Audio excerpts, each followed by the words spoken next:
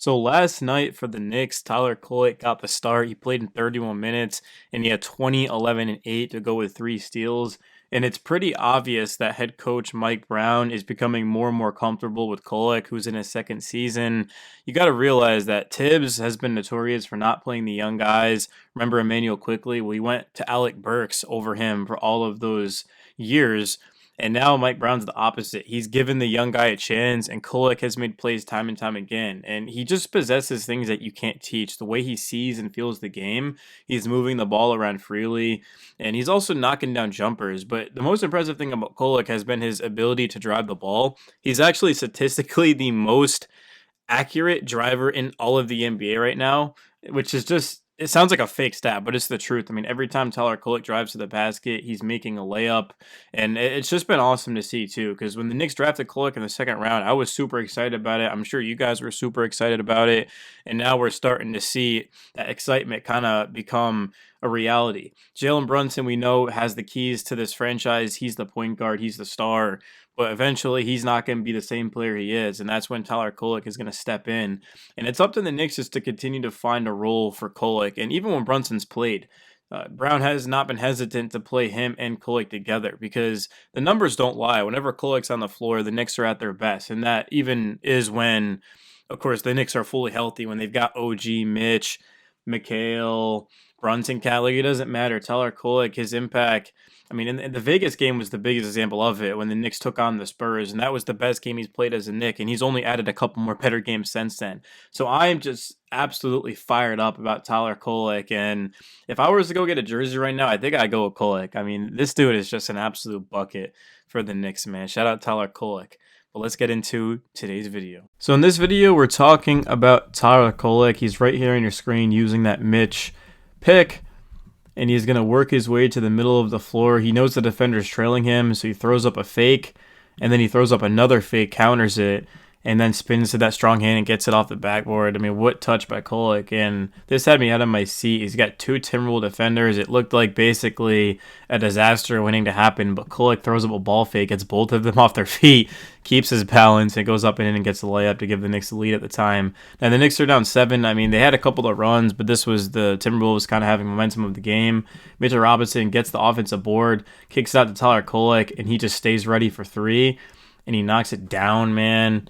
Now, Kolek, again, is moving the pace, finds Mikhail to get that layup. I mean, there's just not very many guards, even starting guards in this league, that just have this type of awareness. Let's just get the ball up the floor to Mikhail, see the defense, and get an easy one, and he was fouled too. And on this one, Kolek is going to use this Mitchell Robinson screen, and then Kolek just goes around it, and then he makes the right read to Jordan Clarkson, who does a good job of staying ready. You see, he's got his hands up, he's anticipating the pass. Anthony Edwards gives him a little bit too much space, and Clarkson knocks it down. It's a 4-point game. And the Knicks continue to crawl back into this game. Tyler Kolek's got his head down, a couple of ball fakes, and just goes up and gets it to go. Now he's got Naz Reid on him. I mean, this is a team that was in the Western Conference Finals the last 2 years. This isn't a bottom of the West team. Like, this is an elite championship contender.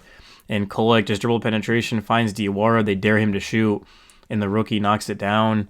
Kolek, good job just kind of keeping control. He gets to that step back. He's got Anthony Edwards on him, and he knocks it down. I mean, that is Anthony Edwards, and Kolek just doesn't fear him at all. And unfortunately for the Knicks, the Wolves did pull away late in this game. I mean, I don't think any Knicks fan kind of expected them to win.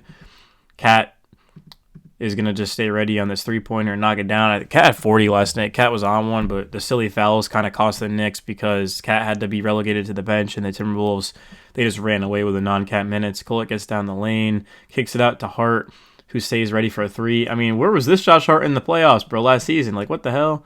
Look at this. What the hell? Josh Hart, where was that, man? Hart shooting off the freaking, coming up to get this ball. Look at this. I mean, this was off the front rim last season for Josh Hart. And then Kolek just gets downhill and lays it up and in with that left hand. I mean, the game's over, but it's good to see Tyler Kolek just kind of stick with it and do everything that he can. Best game he's had as a Knick. Drawing the start, throws that one up and in. And he just gets by DiVincenzo, gets to that left hand, floater, gets it to go. Hart thought that Kolek was fouled in that one. Kick it out to Hart and let him go to work in transition. And then Hart just has that signature move where Brunson does the same move, but Josh Hart just uses all of his strength and power. It's so that the defender can't rip it, and if he reaches in, you get hit. And good move by Hart. Kolek to McHale, who just gets to that fallback baby jumper in the paint. That's a good shot, man. McHale does that better than anyone in this league. And then look at this bounce pass, thread the needle, and McHale, that runner early on in the game. This was a fun one, man. This was a fun game. The Knicks lost, but honestly, I kind of see it as a win because Tyler Kolek's game and like the Knicks competed without basically everyone out there. And look, Kolek, man, runner over Gobert off the backboard. I don't know if he meant to bait that in, but that's Rudy Gobert's won a lot of Defensive Player of the Year awards, and Kolek just doesn't fear him at all. He challenges him, and it's a thing of beauty. When the Knicks hired Mike Brown, I was a little bit hesitant because I actually covered him for a few years in Sacramento, and I liked him, but I wasn't sure if I loved him, and he's definitely proven me wrong as of now. I mean, the Knicks have 20 wins. Like, they've been one of the best teams in basketball. Their offense has been even better than it's been in years past. I mean, Tibbs is not an offensive guy, but given the personnel, like, the Knicks are an offensive team. But this time around, like, their offense is just through the roof. Like, it might even be the best in basketball. And then defensively, they've been getting it done. I mean, like last night, the Knicks defended, man. I mean, given the bodies that they had unavailable, I was impressed, man. This was definitely a good game for the Knicks, if I'm being honest. But Brown, it's more so of his impact in the locker room. You can see he's got a good relationship with these guys. They trust him. And I love when Brown will call a timeout or pull a guy and have a conversation with him one-on-one and just kind of teach them through it. And I just think the Knicks are way closer now than they ever were. And not even just the Jalen Brunson era, but since I've been alive. I mean, technically, like, I was born December 98, so the Knicks were very good back then, but I don't remember watching those Knicks teams. I grew up watching basically like Steve Novak, Paolo Prigioni, Carmelo Anthony, Tyson Chandler, Amari, J.R. Smith, like that was, and Jason Kidd even played his final year as a Knicks. So that's the team I grew up watching, and that team was awesome, but it wasn't like a legit contender. This Knicks team is, and the depth is just through the roof. I mean, guys have stepped up that I didn't see stepping up. Like Josh Hart has played the best basketball of his absolute NBA career. Tyler Kolek has been good. Huck Porty and Diawara have stepped in and been able to provide good minutes. And like the Knicks haven't had Dews or Shamit for a while now, so we kind of forget that these are some of the best bench guys in the league.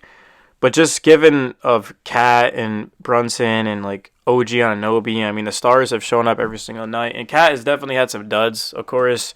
But against the Wolves, his former team on the road, he stepped up, and I think Cat had like 40 and 14 or something crazy last night. He was awesome. And the question for the Knicks, though, is going to be when they match up against like a team like the Celtics, or they match. I know we beat the Celtics, but just hear me out. Like when you match up against a team like the Celtics or the Pistons, is the defense going to be able to get it done?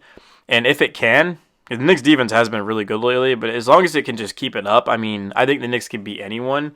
And given that OKC, I mean, they looked like they were going to break the 73-9 record. Now, all of a sudden, they're looking human. It just seems open right now. I mean, nobody really knows who's going to win the championship. Like the Pistons, the Knicks, you look at the Spurs, the Thunder, the Nuggets. I mean, there's just so many teams that can win, and the Knicks are right up there. I would say the Knicks are probably the third best team in basketball. I think the best teams are OKC, Spurs, Nuggets, and Knicks in no particular order. I think those are the four best teams in basketball. The Pistons definitely deserve a lot of credit. I mean, I'm biased, so of course I'm going to put us over the Pistons, but those are the five, if I'm being honest with you.